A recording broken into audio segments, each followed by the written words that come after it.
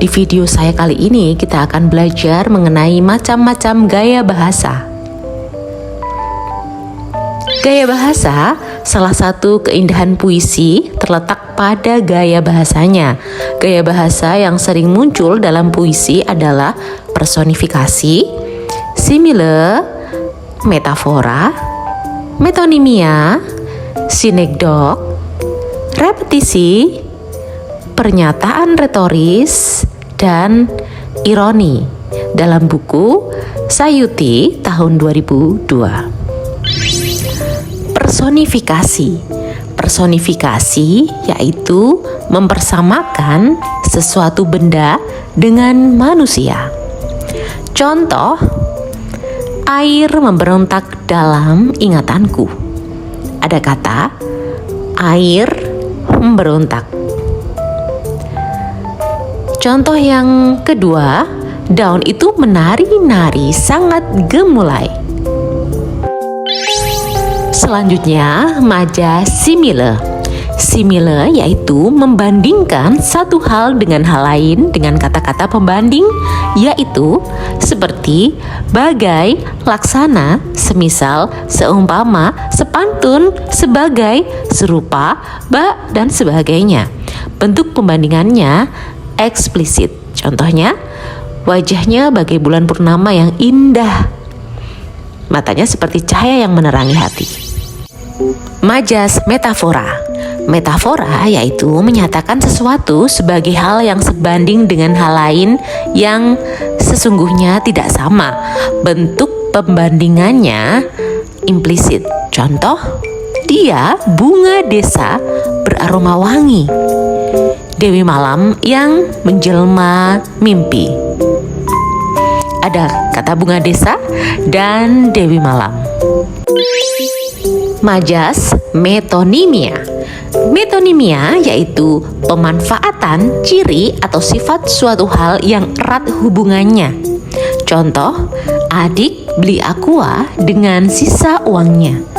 Contoh yang kedua, kakak mencuci menggunakan rinso. Ada kata aqua dan rinso yang biasanya dipakai untuk menggantikan benda botol mineral dan rinso deterjen. Selanjutnya, sinekdok. Sinekdok yaitu bahasa figuratif yang menyebutkan suatu bagian penting dari suatu benda atau hal itu sendiri.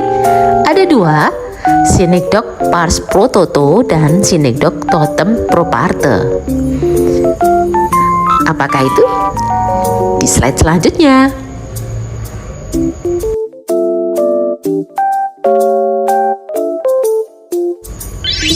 Sinekdok pars pro toto. Sinekdok pars pro toto yaitu penyebutan sebagian dari suatu hal untuk menyebutkan keseluruhan. Contoh, sejak tadi aku tidak melihat batang hidung Neni. Contoh yang kedua, tidak ada satupun telinga yang mendengarkan penjelasan guru itu. Batang hidung dan telinga.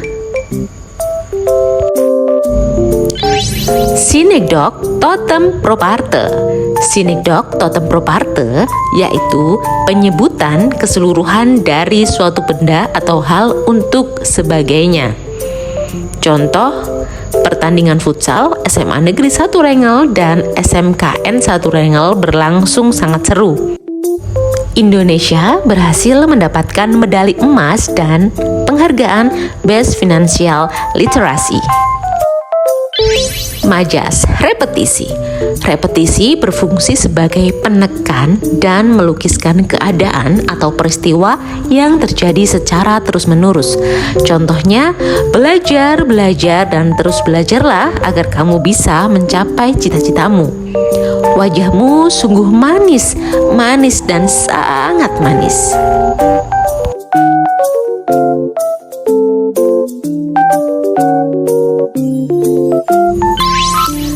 Pernyataan retoris.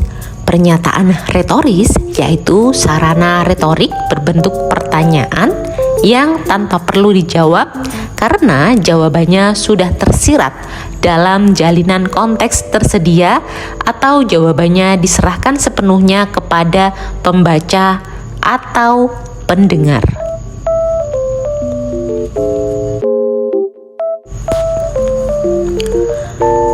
Contoh pernyataan retoris. Apakah manusia bisa hidup tanpa air? Apakah kamu masih percaya padanya setelah dia berkhianat?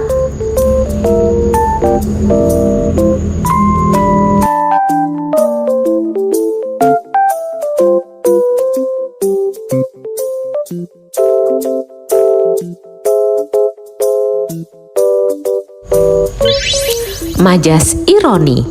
Ironi yaitu bentuk pengucapan kata-kata yang bertentangan dengan maksud sebenarnya dan biasanya dimaksudkan untuk menyindir atau mengejek. Contoh, wah, bajumu rapi sekali seperti baru keluar dari kapal pecah. Dia orang yang paling tepat waktu, selalu terlambat 30 menit. Dan contoh yang lain sebagainya. Ini ada salah satu contoh puisi berjudul Ibu karya D. Zawawi Imron. Ibu adalah gua pertapaanku, dan ibulah yang meletakkan aku di sini. Saat bunga kembang menyemerbak bau sayang, ibu menunjuk ke langit, kemudian ke bumi. Aku mengangguk meskipun kurang mengerti. Bila kasihmu ibarat samudra, sempit lautan teduh.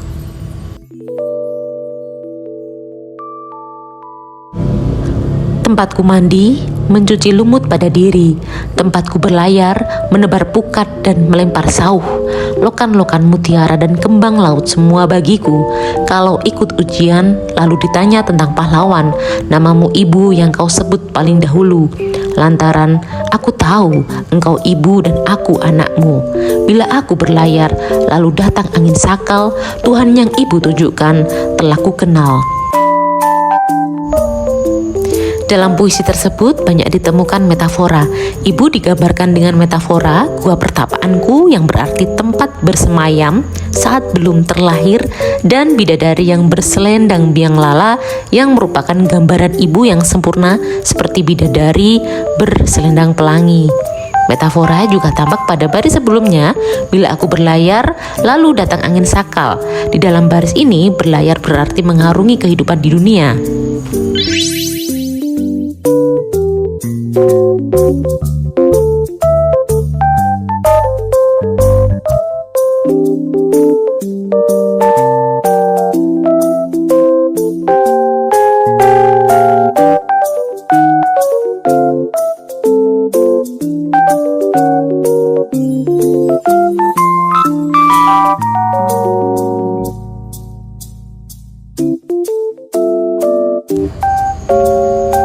Demikianlah materi mengenai macam-macam gaya bahasa.